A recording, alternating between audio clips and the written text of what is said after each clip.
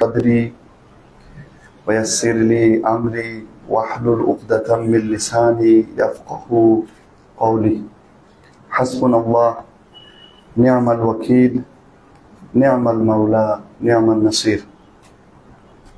والصلاة والسلام والتحية والإكرام على نبيه وحبيبه سيد المرسلين وشفيع المذنبين بعثه رحمة للعالمين مولانا ومولى الثقلين أبي القاسم المصطفى محمد.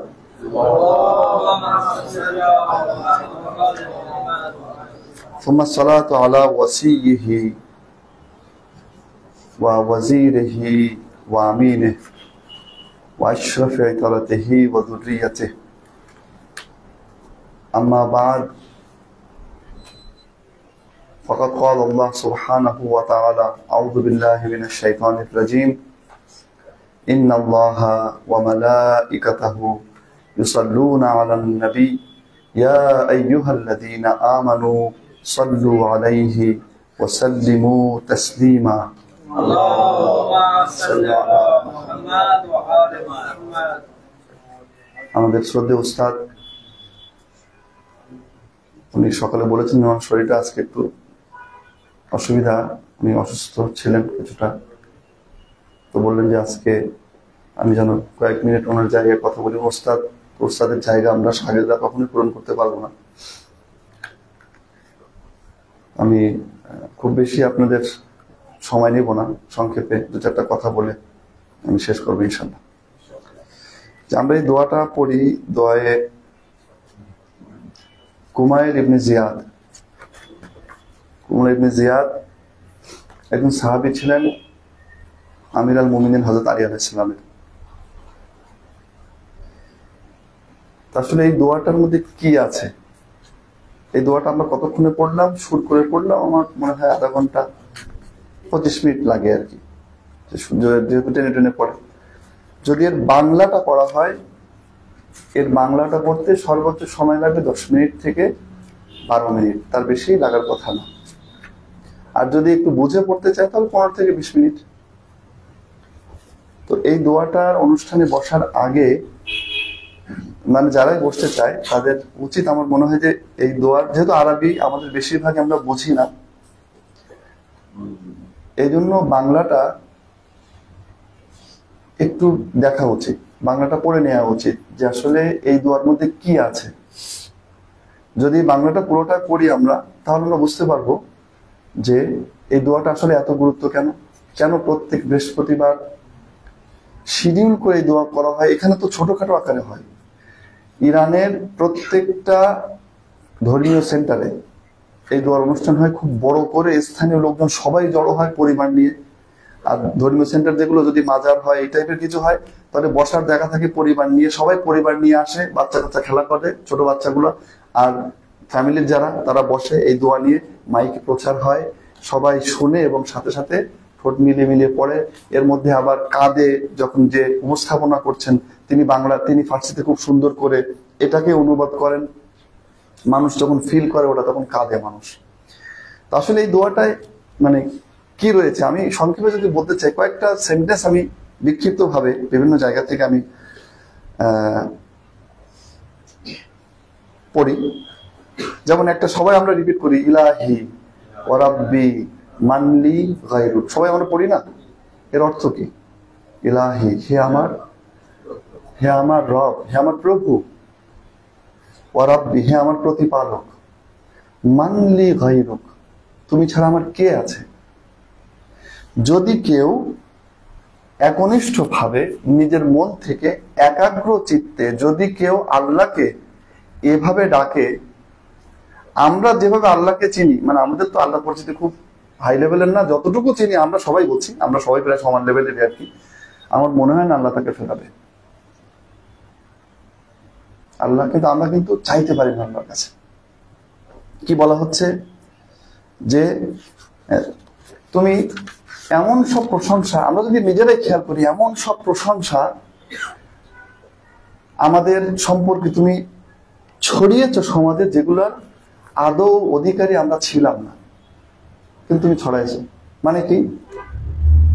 অর্থাৎ আমি হয়তো একটা খারাপ কাজ করেছি, একটা অপরাধ করেছি, একটা মাসিয়াত করেছি, কিন্তু তুমি ছাড়া আর কেউ জানো না সেটা। কিন্তু আমি যখন সমাজে এসেছি, তুমি কিন্তু ওই বান্দার মনে আমার সম্পর্কে একটা বিরূপ ধারণা জন্ম দিতে পারতে, কিন্তু না, তুমি সেই বান্দার মুখ দিয়ে আমার সম্পর্কে প্রশংসার বুলি তুমি আউড়িয়েছো, এবং সবাই শুনেছে না এই লোকটা ভালো মানুষ। অথচ আমি অপরাধ করেছি, গতদিন তোমার নাফরমানি করেছি, তুমি যেটা করতে বলেছিলে সেটা করিনি, যেটা করতে নিষেধ করেছিলে সেটা করেছি। এই ধরনের সেন্টেন্স কিন্তু এখানে অনেক বেশি। এই যে উনি কাঁদেন যখন পড়তে পড়তে, আসলে কেন কাঁদেন? সালাত পড়ুন মোহাম্মদ আলে মোহাম্মদ।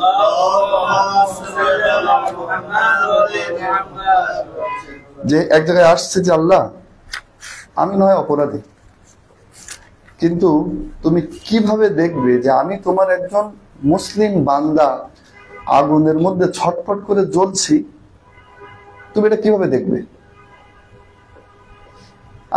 আমাদের তো ভালোবাসার সম্পর্ক যেটা বাবা মার কাছে সবচেয়ে ক্লোজ, তাই না? আর তার চেয়ে যদি আরো ডিপ কোনো সম্পর্ক থাকে সেটা হচ্ছে আল্লাহর সাথে।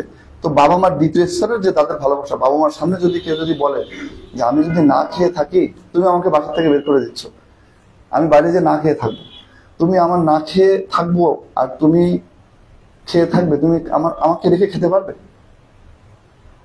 এই বাবা মা সে যে বাসা থেকে বের করেও দেয়, খাওয়ার সময় ঠিকই মনে পড়বে কি, তোমরা যারা এখানে ঘর বাড়ি ছেড়ে আছো না, এখন তো ফলের সিজন, তোমরা তো আমি এটা সেটা খাচ্ছ না এখানে, কিন্তু তুমি নিশ্চিত থাকো, মুরব্বীরা যারা আছেন এখানে তারা আমার কথা মানে সমর্থন করবেন, যে বাবা মা যখন একটা ফল বাসায় মুখে তুলছেন তখন তোমাদের কথা মনে হচ্ছে। এটা কি আল্লাহ সৃষ্টির একটা নমুনা। সেখানে আল্লাহকে যখন এইভাবে বলা হবে যে তুমি কিভাবে দেখবে যে আমি জাহান্নামের আগুনের মধ্যে গড়াগড়ি খাচ্ছি, আমি নয় তোমার থেকে দূরে সরে গেলাম, তুমি দূরে সরিয়ে দিলে, কিন্তু এটা আমার পক্ষে সহ্য করা কষ্ট যে তোমার শত্রুদের দলে তুমি আমাকে রাখবে। এইভাবে স্বীকার। এই যে আরাফাতের ময়দানে মানুষ বসে কি করে জানো? আরাফাতের ময়দানে বসে মানুষ কি করে? একটা যে আমল করে তার মধ্যে একটা বড় আমল হচ্ছে তারা স্বীকার করে নিজের অপরাধগুলো। আপনারা হজে যারা গিয়েছেন তাই না, বসে বলে যে আপনারা স্বীকার করেন নিজেদের অপরাধগুলো। আল্লাহ এই গুনাহ করেছি, জোরে জোরে বলার দরকার নেই, মনে মনে বলে আল্লাহ এই গুনাহ করেছি, আল্লাহ এই অপরাধ করেছি, আল্লাহ তুমি মাফ করে দাও। কারণ আরাফাতের ময়দান দোয়া কবুল হওয়ার বড় একটা জায়গা, এবং সেখানে দোয়া কবুল হয় এবং আল্লাহ মাগফিরাত করেন, আল্লাহ ক্ষমা করে দেন। এই জন্য এই যে আরাফাতের দিন যেটা আসছে না, 9 জিলহজ, সৌদিতে বা হেজাজে, মক্কাতে তো আরাফাতের ময়দানে সবাই সমবেত হয়, তাই না? বাংলাদেশে আমরাও কিন্তু ওই 9 জিলহজ কিন্তু দোয়া আরাফা আছে, যেটা মানে পরিমাণ এই দোয়ার মিনিমাম 2 থেকে 3 গুণ বেশি হবে। যে দোয়াটা কার থেকে? ইমাম হুসেন আলাইহিস সালাম থেকে। তিনি দাঁড়িয়েছিলেন ওখানে এবং দাঁড়িয়ে এই দোয়া করেছিলেন, এবং সে দোয়া দেখতে হবে আসলে দোয়াটা কেমন দোয়া। এই যে আমরা যে ওনাদের থেকে এই শব্দগুলো, এই বাক্যগুলো নিয়ে পড়ি, তার কারণ হচ্ছে যে আল্লাহর কাছে কিভাবে চাইতে হয় আমরা জানি না, আল্লাহর কাছে কিভাবে ক্ষমা চাইতে হয় আমরা জানি না, আল্লাহর কাছ থেকে কিভাবে নাজাত কামনা করতে হয় আমরা জানি না। এই জন্য আমাদেরকে নবী সাল্লাল্লাহু আলাইহি ওয়া সাল্লাম তিনি শিখাচ্ছেন, এবং তার আহলে বাইতের মাধ্যমে তিনি আমাদেরকে শিখিয়ে যাচ্ছেন। আহলে বাইতের কাছে যা জ্ঞান আছে, কার জ্ঞান? আল্লাহর নবীর জ্ঞান। এর বাইরে যদি কেউ বলে যে অমুক ইমামের কাছে এই জ্ঞান আছে যারা নবীর কাছে ছিল না, না, এটা কখনোই কেউ গ্রহণ করবে না, আহলে বাইতের কোনো অনুসারী গ্রহণ করবে না। কারণ আহলে বাইতের কাছে যত জ্ঞান আছে, যা কিছুই আছে, সবই আল্লাহ নবীর পক্ষ থেকে সেটা প্রদান করা হয়েছে, যেটা আস্তে আস্তে বিভিন্ন যুগে যেগুলোর কি হয়েছে, ওপেন করা হয়েছে, খোলা হয়েছে। কারণ মানুষ সময়ের এখনো অনেক জ্ঞান আছে। হাদিসে এসেছে যে শেষ জামানায় জ্ঞান এতটা ডেভেলপ করবে যে আসলে আমরা তো এখন নিজে দেখতে পাচ্ছি না। ওই যুগে মানুষ ভাবতে পারতো যে আমরা এই এরকম করে ছবি তুলবো, বা আয়নার মধ্যে ছবি দেখলে শেষ হয়ে যেত। কিন্তু আয়নায় ছবি দেখবো, মানে এখন যদি ওই যুগ থেকে কাউকে আনা হয়, তাকে যদি বলা হয় মোবাইল সামনে দেখেন তো, আয়নার মধ্যে দেখেন তো, আবার এই আয়না যদি ছবি তুলে সামনে দেওয়া হয়, যদি বলে দেখেন এই দেখেন আয়না, আপনি ছবি তুললেন, আপনার আয়না কিন্তু ছবি সরে যায়, কিন্তু এই আয়নার ছবি সরে না, দেখেন এই ছবি কিন্তু এখানে চলে আসে। অথবা কেউ একজন গতকালকে এক জায়গায় বসে একটা কোনো একটা কাজ করলো, আমরা ভিডিও করে তাকে দেখালাম, ওই আগের যুগের, তাকে বলতাম যে আপনি কি করছেন গতকাল, এই দেখেন, হ্যাঁ, সে আশ্চর্য হবে তাহলে সব যুগে সব ধরনের জ্ঞান নেওয়ার ক্ষমতা মানুষের নেই।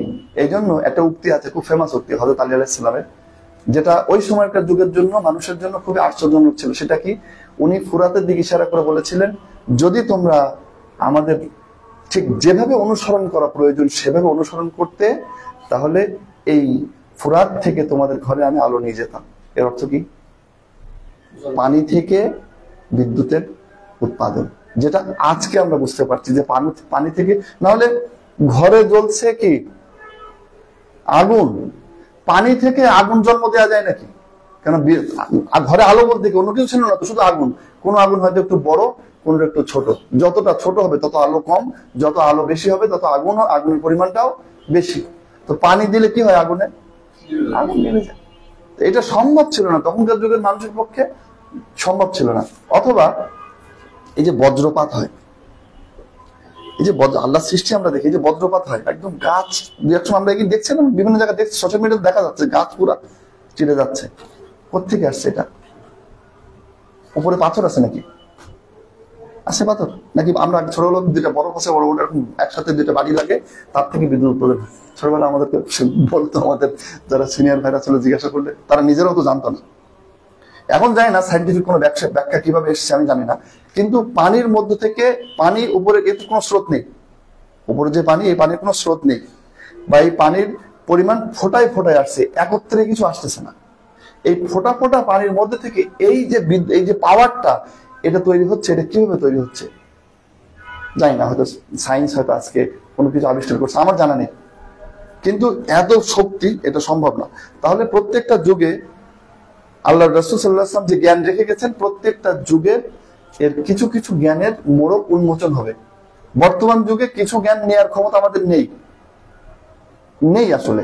আমরা বললে আমরা হাঁটবো। যেমন আগেকার যুগের মানুষ যদি বলতো যে এক সময় মানুষ মুহূর্তের মধ্যে এই জায়গা থেকে ওই জায়গায় চলে যাবে, ও তো মক্কা থেকে মদিনা যেতে সময় লাগবে হচ্ছে কতক্ষণ? 1 ঘন্টা। কি বলো, মাথা খারাপ হয়ে গিয়েছে তোমার? 1 ঘন্টার মধ্যে মক্কা থেকে 300-350 কিলোমিটার রাস্তা, তখন তো উট বা ঘোড়ার পিঠে বা পায়ে হেঁটে মানুষ যেত। তাহলে এই যে জ্ঞান যেগুলো এসছে সবই আল্লাহ রাসূল সাল্লাল্লাহু আলাইহি ওয়াসাল্লামের কাছ থেকে, এর বাইরে কিছু না। আর আল্লাহ রাসূলের জ্ঞান কার কাছ থেকে? সাল্লাল্লাহু আলাইহি কাছ থেকে। যদি কেউ বলে, কোন মুসলমান যদি দাবি করে যে এই জ্ঞান আল্লাহ রাসূল থেকে নেয়া না, আল্লাহ রাসূলের বাইরের কোনো জ্ঞান, তাহলে বুঝতে হবে তার ইসলামের সমস্যা আছে। ইসলাম ধর্ম রিলেটেড কোনো কিছু যদি কিছু আসে, হ্যাঁ, এক সময় যদি বলতে পারে যে এখন যে অপারেশন হচ্ছে, এই জ্ঞানটা ওই সময় আল্লাহ রাসূল আমাদেরকে দিয়ে জানিয়ে, বা আমরা আল্লাহ রাসূল থেকে পাইনি, এটা মানুষের অভিজ্ঞতার মাধ্যমে হচ্ছে, এটা মেনে নেওয়া যায়। কিন্তু ধর্ম সম্পর্কে বা অলৌকিক জগৎ সম্পর্কে যে জ্ঞানগুলো রয়েছে, যেগুলো অভিজ্ঞতার মাধ্যমে সম্ভব না আয়ত্তে আনা, যেমন একটা বললাম, এই যে বজ্রপাত যখন ঘটে, সম্ভব না যে পানি থেকে এত বড়, মানে এত পাওয়ারফুল একটা আগুন তৈরি হবে, যে আগুন লেজারের চেয়ে পাওয়ারফুল। তো এটা মানে এত পাওয়ারফুল লেজার তো নেই আছে, এত দ্রুত, এত ভয়ঙ্কর আওয়াজে। এই যে কয়েকদিন আগে পদ্মা থেকে কি হলো? ঘূর্ণিঝড়, পানি উপরে উঠে গেল। ঘূর্ণিঝড়ে পানি উপরে উঠবে কেন? ঘূর্ণিঝড় হবে এখানে নিচে ঘুরতে পারে তো, কিন্তু এই ঘুরতে ঘুরতে এতটা পাওয়ার যে এই পানি কোথায় গেল? উপরে। কোথায় গেছে সে পানি কোথায় গেছে? এক সময় তখন এই কম্পিউটার বা এই টেকনোলজি, আমরা তখন পেন্টিয়াম 1 ব্যবহার করতাম, আমার মনে আছে আর কি। তো তখন ওই একজন প্রশ্ন করলো, আমার জন্য খুব ছিল এই বিষয়টা নিয়ে, যে হার্ড ড্রাইভ তখন ছিল 10 গিগ, আমার কাছে যে হার্ড ছিল সে হচ্ছে 10 গিগাবাইটের। ঠিক আছে, মানে হাস্যকর একটা কিছু। আমরা যদি 1.5 মেগাবাইটের একটা ফাইল ট্রান্সফার করতে চাইতাম, তাহলে ওটাকে ভাঙতে হইতো, ভেঙে 2বার ফ্লপি ডিস্কে করে নিয়ে যেতে হতো, 2বার নিয়ে ওখানে দিয়ে আবার জোড়া দিয়ে সেটাকে আবার খুলতে হতো। এরকমই ছিল তো আগে। তো কথা হচ্ছে যে এই সেভ হতো। এখন আমরা যা কিছু দেখছি, এটা ভিডিও নাকি ছবি? এই যে যা দেখছি এখন এই যে আমি আপনাদেরকে দেখছি, এটা ভিডিও না ছবি? ভিডিও মেমোরি বেশি লাগে নাকি ছবির মেমোরি? ভিডিওর মেমোরি বেশি লাগে। আচ্ছা, এটাকে ভুলে যাবো আমরা? যদি মনে করি এটাকে মনে রাখবো, তাহলে যতদিন চাইবো ততদিন মনে থাকবে, তাই না? তাহলে তো সেভ হচ্ছে। কোথায় সেভ হচ্ছে? মেমোরি কই? না। যদি এই ব্রেন হয়, তাহলে এটা সব নষ্ট হয়ে যায়, মারা যাওয়ার সাথে সাথে সবই শেষ হয়ে যায়। কিন্তু মৃত্যুর পরে মানুষ তার অতীতকে ভুলে যায়? somewhere saving, we don't know. যেটা সেভ হচ্ছে সেটা, এগুলো অনেক জিনিস আছে যেগুলো আমাদের আয়ত্তের বাইরে, আমাদের চিন্তার যে লেভেল সেই লেভেলের অনেক উপরে। এই জন্য কোন জায়গার গিট, কোন জায়গার লক কিভাবে ওপেন হবে, কিভাবে খুলবে, কিভাবে আনলক হবে, এটা আমরা জানি না। এই জন্য আল্লাহ রাসূল সাল্লাল্লাহু আলাইহি ওয়াসাল্লাম তার আহলে বাইত কিছু শিক্ষা দিয়ে গেছেন এবং আহলে বাইত সেগুলোকে বিভিন্ন সময় আমাদের মাঝে ছড়িয়েছেন। এখন এটা প্রয়োজন। এই দোয়াগুলো কি, এই দোয়াগুলো একটা বড় বরকতটা কি, সেটা হচ্ছে যে তারা জানেন যে কোন সমস্যা কিভাবে দূর হবে, কোন সমস্যা কিভাবে দূর হবে। আমরা হয়তো চেয়েই যাচ্ছি, আমরা তো বলেই যাচ্ছি, কিন্তু সমস্যার সমাধান হয় না। কিন্তু তার নিজস্ব ওয়েতে যেতে হবে। যদি তার নিজস্ব ওয়েতে না যায়, যেমন আমি, সবাই তো কিবোর্ড তো কম বেশি চেনে, এখন আমার হচ্ছে কি দুইটা শব্দের মাঝখানে একটা গ্যাপ দিতে হবে। আমি সারাদিন ইন্টার দিতে থাকি, দুই শব্দের মাঝে গ্যাপ হবে না। নতুন একটা লাইন তৈরি, যতবার ইন্টার দিব নতুন একটা লাইন, যতবার ইন্টার দিব নতুন একটা লাইন তৈরি হবে। আল্লাহ রাব্বুল আলামিনও কিছু জায়গায়, কিছু জিনিসের মধ্যে, কিছু মাধ্যমে আল্লাহ কিছু গোপন বিষয় রেখেছেন যেগুলো আমাদের জানা নেই। এই জন্য তখন আমরা কাদের শরণাপন্ন হই, তখন আল্লাহ রাসূল সাল্লাল্লাহু আলাইহি ওয়াসাল্লাম এবং আহলে বাইতের শরণাপন্ন হই, যে আপনি শিখান কিভাবে তওবা করতে হবে। যেমন একটা বই গত 2-3 বছর আগে প্রিন্ট হয়েছে আর কি, হয়তো লাইব্রেরিতে থাকতেও পারে, হযরত আলী আলাইহিস সালামের শেখানো 70টি ইস্তেগফার। এই ঘটনা খুবই সহজ একটা ঘটনা। একজন লোক আসে, সে এসে বলে যে আমি চেষ্টা করি, নামাজ কালাম পড়ি, আল্লাহর নাফরমানি করি না, কিন্তু আমার আয় উন্নতি নেই, সংসার চালানো আমার জন্য মুশকিল হয়ে যায়, কি করব? আলী আলাইহিস সালাম বললেন ইস্তেগফার করো, ইস্তেগফার করো। সে বাড়ি গেল, ইস্তেগফার করলো, ফিরে এলো, আবার কিছুদিন পর বলে কিছুই হয় না। একদিন, 2 দিন, যখন শেষবার যখন এলো, তখন বললো ঠিক আছে তুমি বসো, আমি তোমাকে ইস্তেগফার কিভাবে করতে হবে সেটা আমি তোমাকে শেখাই। তখন ওই 70টি ইস্তেগফারের যে নির্দেশনা সেটা দিলেন, ওটা একটু পড়ে দেখতে পারো। মানুষ, আমরা তো আত্মভোলা, আমরা কিন্তু নিজের দিকে খেয়াল করি না কেউ, অথচ নিজেকে সময় দিতে হয়। এই যেমন এখন আমরা বের হবো, এই যে এখানে সবাই এসছে, আয়নার দিকে তাকিয়ে এসছি না একবার, মুখটা ধোয়ার সময়, উজু করার সময় মুখে দেখছি না, যদি এখানে একটা চুল লেগে থাকতো তাহলে কি করতাম? ফেলে দিতাম, ঠিক আছে? বা দাড়িতে একটা টিস্যুর টুকরা লেগে আছে, কি করতাম? ফেলে দিতাম। ময়লা না কিন্তু একটা টিস্যুর টুকরা একটু অন্যরকম দেখাচ্ছে, ফেলে দিতাম। বাহ্যিক ফিটনেসটা খুব ভালোভাবে খেয়াল করি, কিন্তু আভ্যন্তরীণ ফিটনেসের দিকে আমাদের কিন্তু লক্ষ্য নেই, সময় দিতে হবে। এই জন্য এই যে ছোট ছোট দোয়াগুলো আছে, এই দোয়াগুলোর মাধ্যমে আমাদেরকে চিনতে শেখাবে আমাদের লেভেলটা কোথায়। যেমন ওর মধ্যে এসছে, ওই যে 70টি ইস্তেগফারের মধ্যে আসছে, হে আল্লাহ, তুমি আমাকে যে চোখ দিয়েছো, তুমি চোখ দিয়েছো, সেই চোখ দিয়ে দেখার ক্ষমতাও তুমি দিয়েছো। আমি কি করেছি? সেই চোখ দিয়ে তোমার ক্ষমতা, তোমার দেয়া ক্ষমতা ব্যবহার করে তোমার নাফরমানি করেছি, মানে তুমি যেটা নিষেধ করছো সেই কাজটাই করছি। আবার কি, তারপর আবার তোমার কাছে ক্ষমা চেয়েছি, তোমার কাছে ক্ষমা চাওয়ার পর তুমি ক্ষমা করে দিয়েছো। তুমি যখন ক্ষমা করে দিয়েছো, তোমার সে ক্ষমা ভুলে আবার ঠিক একই কাজে আমি লিপ্ত হয়েছি, কিন্তু তুমি আমার সম্মান নষ্ট করনি, মানুষের সামনে আমাকে লাঞ্ছিত করনি। আমি সারা রাত জেগে তোমার মাসিয়াত, তোমার নাফরমানিতে আমি লিপ্ত ছিলাম, সকালে উঠে মুমিনদের দলে ভিড়ে গিয়েছি, যেন তাদেরই একজন। তুমি আমাকে লাঞ্ছিত করনি, তুমি তাদের মতো করেই আমাকে রেখেছো, তাদের সামনে আমাকে লাঞ্ছিত করো। এই যেখানে বলা হয় যে সমস্ত আমল এক সময় আমাদের আলেম ওলামারা বলতো, এখন আর বলে না। এই কিরামান কাতিবিনের আগে প্রায় ওয়াজ মাহফিলে কিন্তু বলতো, এখন কিন্তু আর বলে না কেউ। কিরামান কাতিবিন কে? অনেকটা এখন বাইরে যে কিরামান কাতিবিন কে ভাই, অনেকেই বেশিরভাগই বলতে পারবে না। কিরামান কাতিবিন কে? কিরামান কাতিবিন মানে দুইজন সম্মানিত কি ফেরেশতা, লেখক, যারা লেখে। কাতিব মানে কি? লেখে, যারা লেখক। এদের কাজ কি? একজন বসে কি করে? ভালো কাজগুলো লেখে, একজন বসে মন্দ কাজগুলো লেখে। কোথায় বসে? দুই কাঁধ উদাহরণ দেওয়া হয়েছে। কাঁধে বসে থাকে না, আমার কাঁধ চেপে আছে নাকি? কাঁধে মানে কি? মানে যেন সে মনিটরিংটা খুব ইজি ভাবে করতে পারে। যদি আমার কাঁধে কেউ বসে থাকে, তাহলে সব ভালো মনিটরিং করতে পারবে সে কি করতেছে না করতেছে। এর মধ্যেও আছে আল্লাহ রাব্বুল আলামিন এদেরকে বলেছেন রেকর্ড করতে সবকিছু, কি কাজ করছে কি কাজ না করছে।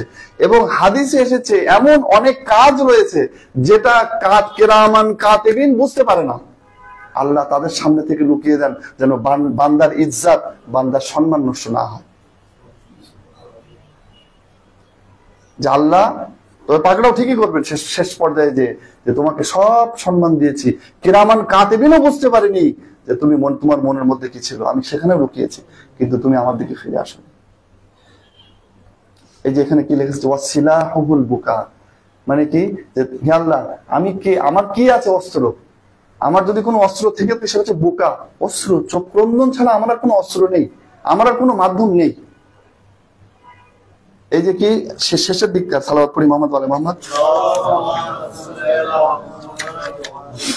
ফাইলাইকা ইয়া রাব্বি নাসারতু ওয়াজহি ওয়া ইলাইকা ইয়া রাব্বি মাদাদতু ইয়াদি। এটা কি বলা হচ্ছে? বলা হচ্ছে যে আরেকবার সালাওয়াত পড়ি মোহাম্মদ ওয়ালে মোহাম্মদ।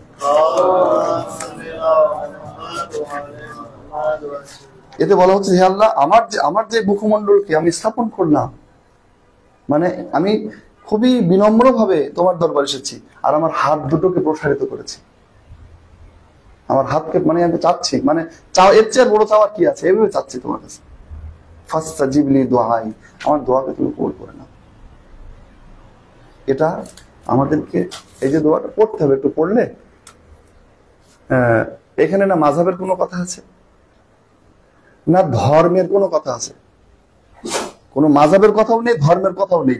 যারাই আল্লাহকে, গডকে বা অন্য যে যাই বলুক না কেন, তার সাথে সম্পর্ক করতে চায়, তাদের জন্যই তৌহিদের ইঞ্জিনিয়ার মোহাম্মদ আলী, পাকিস্তানি একজন আহলে সুন্নাতের বড় একজন আলেম, তার ওপিনিয়ন হচ্ছে যদি তৌহিদের সর্বোচ্চ লেভেলের তৌহিদ খুঁজতে যাও তাহলে এই দোয়ায়ে কুমারের মধ্যে খোঁজো। সুন্নি আলেম একজন, শিয়া আলেম না, কিন্তু তৌহিদের সর্বোচ্চ লেভেলের তৌহিদ খুঁজতে চাও এর মধ্যে খোঁজো। তাহলে এই দোয়াটা একবার যদি একদিনে সম্ভব না হয়, অল্প করে পড়ি কয়েকটা অংশে। প্রথমে আল্লাহ রাব্বুল আলামিন প্রশংসা করছেন, মানে পার্টে কিভাবে মাওলানা আমাদেরকে, আমিরুল মুমিনিন আলাইহিস সালাম আমাদেরকে সামনে এগিয়ে নিয়ে যাচ্ছেন, আমাদেরকে শিক্ষা দিচ্ছেন। খুতবায়ে মুত্তাকিন আছে, খুতবায়ে মুত্তাকিন নাম করে একটা খুতবা, যে খুতবার যে খুতবা দেওয়ার পর যে শুনেছিল সে মারা গিয়েছিল। খুতবা মুত্তাকিনদের বৈশিষ্ট্য কি, সিফলি আল মুত্তাকিন, মুত্তাকিনদের বৈশিষ্ট্য সম্পর্কে আমাদেরকে বলেন, তারা কেমন হয়। বলছেন তুমি নিতে পারবে না এটা। বারবার যখন বলার পর তখন তিনি বলা শুরু করলেন। বুঝতে হবে যে আসলে কি আছে, কি পড়ছি। যদি হ্যাঁ এর ভিতরে কোনো প্রশ্ন থাকে জিজ্ঞাসা করবে, এখানে কি প্রশ্ন, এখানে তো আমি বুঝলাম না, বা এটা মনে হচ্ছে একটু অন্যরকম মনে হচ্ছে, কেন? খুতবায়ে মুত্তাকিন, এই যে বললাম খুতবায়ে মুত্তাকিন নাহজুল বালাগার মধ্যে আছে। নাহজুল বালাগা ইন্টারনেটও পাওয়া যাবে, ইংলিশ যারা জানে ইংলিশও পড়তে পারবে, যারা আরবি বোঝে তারা আরবি পড়তে পারবে, বাংলাতেও আছে। দেখতে হবে যে আসলে কিভাবে আমাদেরকে পরিচয় করাচ্ছেন। আমরা তো মানুষ, আমরা কতটা নগণ্য আল্লাহর সামনে, আমরা নিজেদের নিয়ে একবারও ভাবি না, নিজেদেরকে সময় দিই না। তো যাই হোক, সময় অনেক হলো।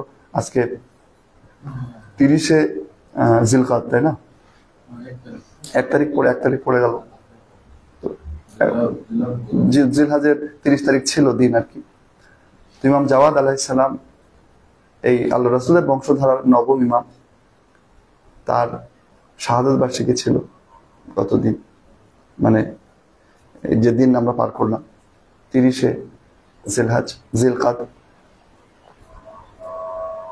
খুব অল্প বয়সে ইমাম হয়েছিলেন, অল্প বয়সে তার বিবাহ হয়েছিল, এবং অল্প বয়সে তিনি শহীদ হয়েছিলেন, এবং খুব গুরুত্বপূর্ণ কিছু ডিউটি তিনি পালন করেছিলেন। তার মধ্যে একটা হচ্ছে সাজমানে বেকালাত, সুসংগঠিত একটা সিস্টেম দাঁড় করানো, যে সিস্টেমে সরকারের কোনো ধরনের হস্তক্ষেপ থাকবে না, যে সিস্টেমে সরকার চাইলেই ধরপাকড়াও করে সিস্টেমকে ধ্বংস করতে পারবে না, বরং এমন একটা নেটওয়ার্ক, যে নেটওয়ার্ক টোটাল মুসলিম ওয়ার্ল্ড জুড়ে থাকবে, কিন্তু সেখানে গভর্নমেন্ট, অত্যাচারী জালেম তাগুতি শাসকদের কোনো আধিপত্য তার উপরে থাকবে না। এটা প্রথম থেকে শুরু হয়েছিল কিন্তু ইমাম জাওয়াদ আলাইহিস সালামের যুগে বেশি হয়। ইমাম রেজা আলাইহিস সালামের যুগে কিন্তু আহলে বায়তের অনুসারীদের অবস্থান কিন্তু খুব ভালো একটা পর্যায়ে গিয়েছিল, কিন্তু ইমাম জাওয়াদ আলাইহিস সালামের সময় কিন্তু এটা একেবারে খুব খারাপ অবস্থায় যায়, এবং ওই ইমাম মুসা কালিম আলাইহিস সালামের যুগে যেমন ছিল ঠিক প্রায় কাছাকাছি এরকম চলে এসেছিল। তো আমি ওনার ইমাম জাওয়াদ আলাইহিস সালামের প্রথমে একটি ঘটনা বলি, যেটা আল্লামা জিশান হেদার জাওয়াদি সাহেব উনিও বর্ণনা করেছেন। ঘটনাটি খুব ফেমাস একটি ঘটনা। তৎকালীন বাদশা ইমাম জাওয়াদ তখন ছোট, যেহেতু ওনার শাহাদত বার্ষিকী গেল, এই জন্য একটু স্মরণ করে আমি শেষ করবো আজকের মজলিস। তো উনি ছোট, বাচ্চারা সব একসাথে, বাচ্চারা খেলাধুলা করছে, উনিও বাচ্চাদের সাথে আছেন। এই সময় তৎকালীন শাসক সেই পথ দিয়ে যাচ্ছে। সেই পথ দিয়ে যখন যাচ্ছে, বাচ্চারা দেখে ঘোড়া, কেন যখন শাসক যাবে তখন তার সাথে ঘোড়া আছে, পাইক পেয়াদারা আছে, সৈন্য সামন্তরা আছে, অনেক লোকজন, তো শব্দ হচ্ছে, সব বাচ্চারা সরে গেল ভয়ে। কিন্তু একটা বাচ্চা দাঁড়িয়ে পড়লো, দাঁড়িয়ে আছে সেখানে, তার কাজে সে ব্যস্ত। তো শাসক তখন বললেন ওই বাচ্চাকে ডাক। তুই জিজ্ঞাসা করলো যে তুমি, সবাই চলে গেল, তুমি গেল না কেন? তখন বললো, প্রথমত আমি তো আপনার জায়গাকে সংকীর্ণ করিনি, মানে আপনি যে রাস্তা দিয়ে যাচ্ছেন সেই পথে তো আমি আটকাইনি, সেই পথের বাধা আমি না। দুই, আমি এমন কিছু করিনি যে আপনার ভয় আমাকে পালাতে হবে। ছোট ছোট কিন্তু 7-8 বছর বয়স হবে। তখন ওই শাসক চালাক ছিলেন, সে বলল এর একটু পরীক্ষা নিই, মদিনায় তো পরীক্ষা নিই যে আসলে সে কোন লেভেলের। তখন বললো, বলো তোমার হাতে কি আছে? তো বলছেন, ওই শিশু বলছেন যে বাদশাহ নিজের বাজ পাখিকে ছেড়ে দেয়, সেই বাজ পাখি নদী বা সমুদ্র থেকে একটি মাছ শিকার করে আনে, এবং মাছ শিকার করে আনার পর শাসক নিজের হাতের মধ্যে সেই মাছ রেখে আল্লাহর একজন বন্ধুকে সেই মাছ দিয়ে পরীক্ষা করছে। আসলে সেই কাজটাই করেছিল। আল্লামা জিশান হেদার জাওয়াদি সাহেব বলেন, এখানে একটা সুন্দর বিশ্লেষণ দিয়েছেন, যে উনি তো বলতে পারতেন যে তোমার হাতের মধ্যে মাছ আছে, কিন্তু উনি কিন্তু এমন বলেননি। উনি বোঝাতে চেয়েছিলেন যে ইলমে ইমামাত, অর্থাৎ যারা ইমাম হয় তাদের জ্ঞানের যে পরিধি কতটা বিস্তৃত, উনি সেটা ওদিনই বুঝিয়ে দিয়েছিলেন। যে জন্য মূলত ওনার এমনি তো দুশমন ছিল, বানি আব্বাস দুশমনী ছিল, তারা কখনোই পছন্দ করতো না আহলে বাইতের সদস্যদের, যদিও তারা স্লোগান নিয়ে এসেছিল আহলে বাইতের কাছে ক্ষমতা হস্তান্তর করার, তাদের অধিকার, লুণ্ঠিত অধিকার তাদের কাছে ফিরিয়ে দেওয়ার জন্য তারা আন্দোলন করছে। কিন্তু যখনই তারা ক্ষমতা এসেছিল, তারা বনি উমাইয়ার চেয়ে আরো বেশি কঠোর হয়েছিল, কঠোরতা অবলম্বন করেছিল আহলে বাইতের বিরুদ্ধে এবং আহলে বাইতের অনুসারীদের বিরুদ্ধে।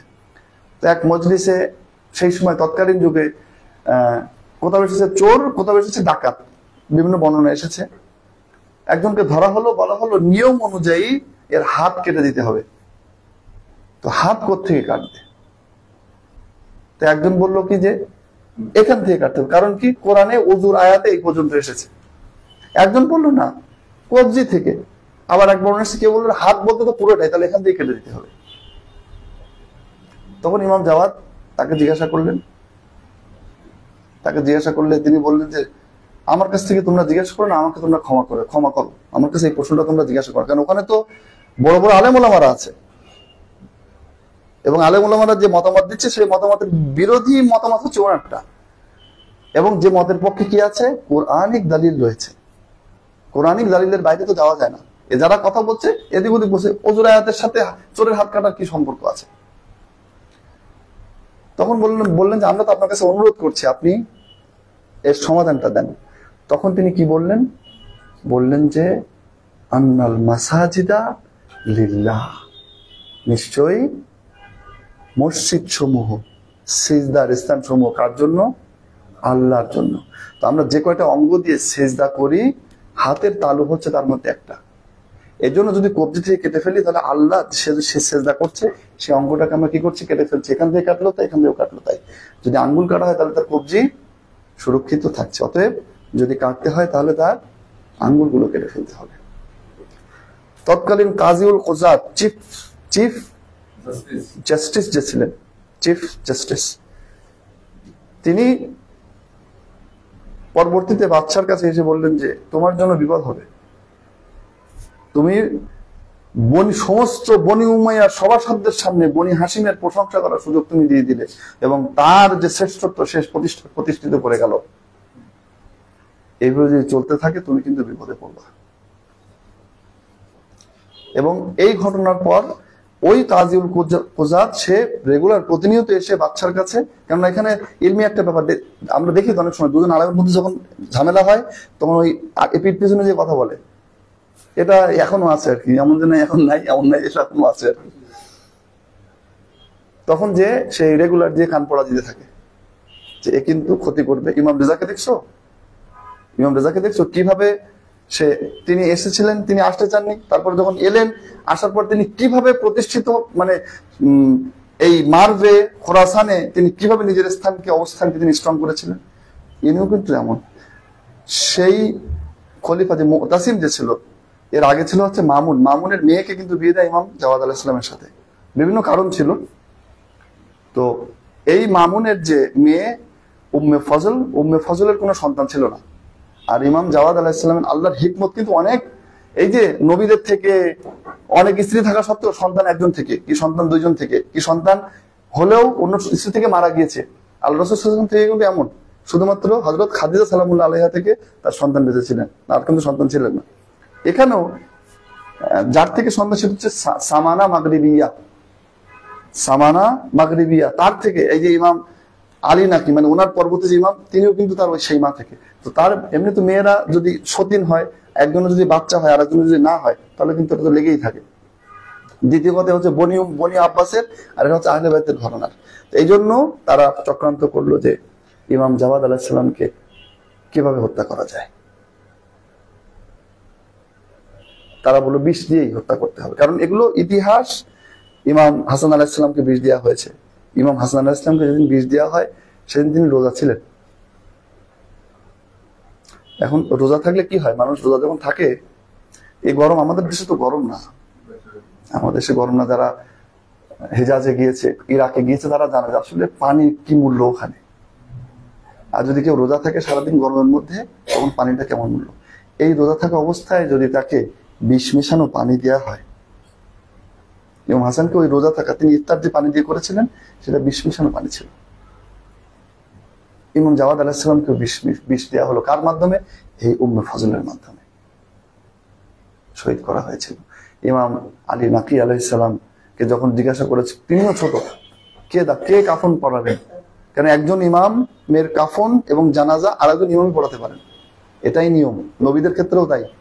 যদি পরবর্তী নবী থাকে তাহলে অবশ্যই সেই নবী এসে নামাজ পড়াবে, সেই নবী তার দাফন কার্য শেষ করবে।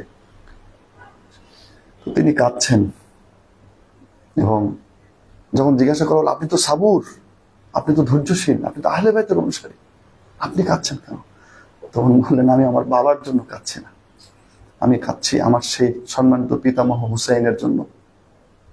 আজকে ইমাম রেজার সেই জওয়ান বেটা শহীদ হয়েছিল কারবালার ময়দানে। ইমাম হুসাইনের এক জওয়ান বেটা শহীদ হয়েছিল, সে ছিল আলী আকবর। আলী আকবর যখন কারবালার ময়দানে শহীদ হয়েছিলেন, যখন পড়ে গেলেন, বলা হয় ইতিহাসে আছে, ইমাম হোসেন পৌঁছালেন, ওয়াদা খাদ্দাহু আলা খাদ্দে, নিজের এই চিবুককে ইমাম হোসেন আলী আকবরের চিবুকের উপরে রেখেছিলেন। আলী আকবর বলেছেন, আরে তোমার পরে এই দুনিয়ার সাথে আমার আর কি কাজ, আর কিছু নাই। ইমাম জাওয়াদের ছেলে কেন কেঁদেছিলেন হয়তো ইমাম জাইনুল আবেদিন আলাইহিস সালামের কথা স্মরণ করে, যে যখন বাবার লাশ দাফন করতে এসেছিল, তখন বাবার লাশ, প্রথম কথা মস্তক ছিল না, মাথা ছিল না, দ্বিতীয় কথা লাশ চেনা যাচ্ছিল না, কারণ এত পরিমাণে তাতে ঘোড়া দৌড়ানো হয়েছিল লাশগুলোর উপরে যে ছিন্ন ভিন্ন হয়ে গিয়েছিল। আল্লাহ লানাতুল্লাহি আলাল কওমিজ জালিমিন ওয়া সায়ালামুল লাযিনা আইয়া মুনকালিবিন ইয়ানকালিবুন। ইলাহি বিহাক্কি মুহাম্মদ ওয়া আলি মুহাম্মদ। হে আল্লাহ, আজ এই শাবে জুমায় তোমার দরবারে হাত তুলেছি আল্লাহ, জিলহজ মাসের 1 তারিখ মাওলা। আজকে যারা রয়েছে মক্কা মদিনায়, আমাদের তৌফিক হয়নি আল্লাহ রাব্বুল আলামিন। তুমি রহমান, তুমি রহিম, তুমি যদি চাও তাহলে সেটা ঘটতে সময়ের ব্যাপার, মুহূর্তের ব্যাপারে। আল্লাহ, আমাদের সকলের রুজিতে তুমি হজকে লিখে দাও। হে আল্লাহ রাব্বুল আলামিন, আমাদের সকলের গুনাহ খাতাকে মাফ করে দাও। আজকে শবে জুমা আমাদের আত্মীয় স্বজন যারা আমাদের মাঝ থেকে বিদায় নিয়েছে, যাদের চেষ্টার কারণে, যাদের ইবাদতের কারণে আজকে আমরা মুসলমান হয়েছি, যাদের ইমানের কারণে আমরা মুমিন হয়েছি আল্লাহ রাব্বুল আলামিন, তারা আজ কবরে ঘুমিয়ে আছে। আমাদের সেই পূর্বপুরুষদের সকল গুনাহ খাতাকে তুমি মাফ করে দাও। রব্বের হামহুমা কামা রাব্বায়ানি সাগীরা, হে আল্লাহ আমাদের পিতা মাতাদের সকল গুনাহ খাতাকে তুমি মাফ করে দাও। আমাদের ওস্তাদদের সকল গুনাহ খাতাকে মাফ করে দাও। আমাদের বন্ধু সহপাঠী সকলের গুনাহ খাতাকে মাফ করে দাও। আমাদেরকে কবুল করে নাও, আমাদেরকে তৌফিক দাও যে যেভাবে তোমাকে চেনা উচিত সেভাবে যেন চিনতে পারি আল্লাহ রাব্বুল আলামিন। যদি বিপদে যেয়ে থাকি আল্লাহ আমাদেরকে সঠিক পথে নিয়ে এসো। যদি সঠিক পথে থাকি আল্লাহ রাব্বুল আলামিন, সেই পথে অটল থাকার তৌফিক তুমি আমাদেরকে দান করো। আমাদের শেষ পরিণতি যেন সুন্দরভাবে সমাপ্ত হয়, সেই তৌফিক তুমি আমাদেরকে দান করে দাও। যারা অসুস্থ রয়েছে তাদেরকে সুস্থ করে দাও, যারা ঋণী রয়েছে তাদেরকে ঋণ মুক্ত করে দাও। তোমার নবী এবং তার আহলে বাইতের ভালোবাসা আমাদের মনে তুমি স্থায়ী করে দাও। তাদের মাধ্যমে যে জ্ঞান তুমি আমাদেরকে দিয়েছো আল্লাহ রাব্বুল আলামিন, সেই জ্ঞান আমাদের হৃদয়ে ধারণ করার তৌফিক দিয়ে দাও। শেষ ইমাম মাহদী আলাইহিস সালামের জোহরকে তুমি ত্বরান্বিত করে দাও আল্লাহ রাব্বুল আলামিন। তিনি যখন জোহর করবেন, তার আগমন যখন ঘটবে, তার আবির্ভাব যখন ঘটবে, আল্লাহ আমরা যেন তার সৈন্য দলে তার পক্ষে থেকে লড়াই করতে পারি, সেই তৌফিক তুমি আমাদেরকে দিয়ে দাও।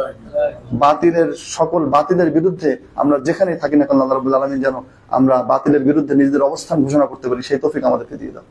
ইমাম মাহদীর সামনেই আমাদের নসিবে তুমি শাহাদাতকে লিখে দাও। রব্বানা তাকাব্বাল মিন্না ইন্নাকা আনতাস সামিউল আলিম ওয়া তুব আলাইনা ইন্নাকা আনতাত তাওয়াবুর রহিম বিহাক্কি লা ইলাহা ইল্লাল্লাহ মুহাম্মাদুর রাসূলুল্লাহ।